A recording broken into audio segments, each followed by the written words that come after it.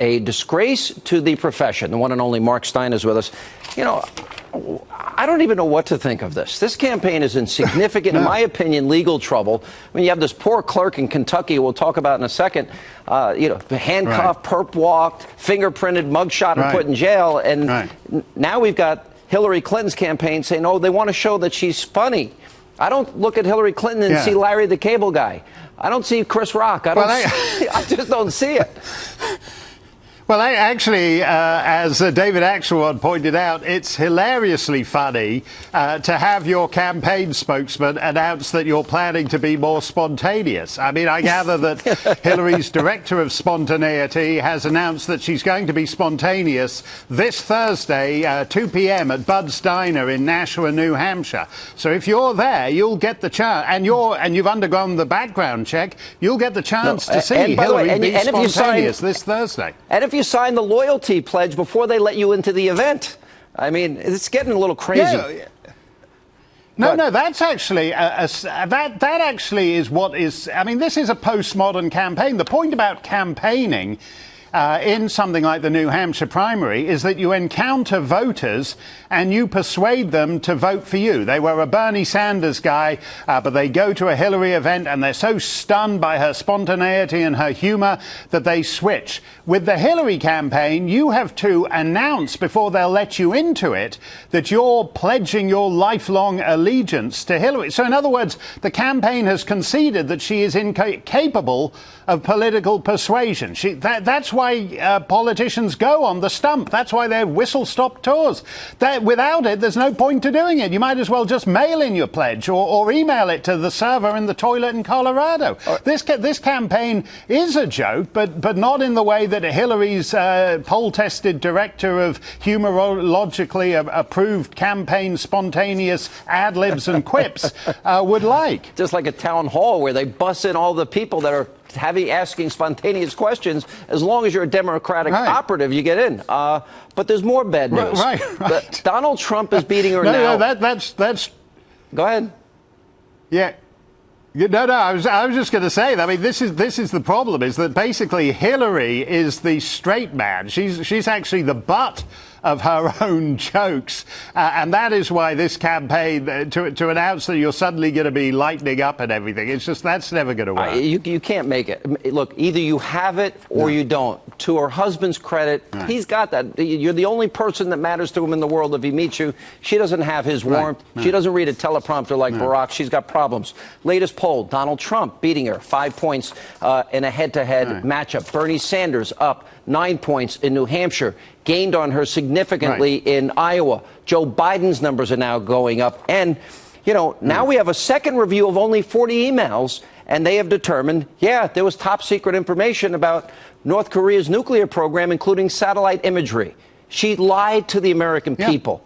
Now it's a legal issue. Don't you think that's should be her bigger concern at this moment? Yes, I think so. I mean, I think there's no doubt now that she broke the law. There's no doubt she committed a crime. And she committed a crime that if she were anybody else, she would be in jail for. And as you mentioned a couple of minutes ago, it's happened at a time when a low-level county official was dispatched to jail. And that actually is one of the big issues in this country, whether we're bifurcating into a system whereby if you belong to a certain privileged elite, the laws don't apply to you. And the Clinton assumption has always been that the laws don't apply to them. So if we're in a situation now where it's taken for granted by everyone from the CIA and the other intelligence agencies that she, in fact, broke the law, and she is wandering around with impunity that nobody else would be allowed to get away with, I don't see how long she can carry on campaigning. And Joe Biden, in 2008, the Democrats were told Hillary is the heir presumptive. Let her get on with it and win the nomination. And she loused it up. She defeated herself. This time round, Joe Biden was told again, Hillary is the heir presumptive, and she's lousted up again. Yeah. And the fact is that neither he nor any other Democrat should sit around just watching this slow-motion train wreck. Let me just go back and remind people, as big as this email server is getting, she was the one that was excoriating the Bush administration for, quote, using private emails. And she also admitted it on another time, that she didn't use an email or write anything down for fear of being subpoenaed. You may remember these. Our Constitution is being shredded. We know about the secret wiretaps. We know about the secret military tribunals, the secret White House email accounts. It is a stunning record of secrecy and corruption, of cronyism run amok. Are you keeping a diary? You keeping good notes of what's happening? Heavens, no. It gets subpoenaed. I can't write anything down. All right, so she admits she doesn't write anything down, Mark, and then she excoriates them for a secret email. And then there's all the other lies. This is why people, the number one adjective people, unsolicited, the word they use to describe her is liar. Remember when she said she landed in Bosnia under sniper fire? Let's remind people. Right. I remember landing under sniper fire.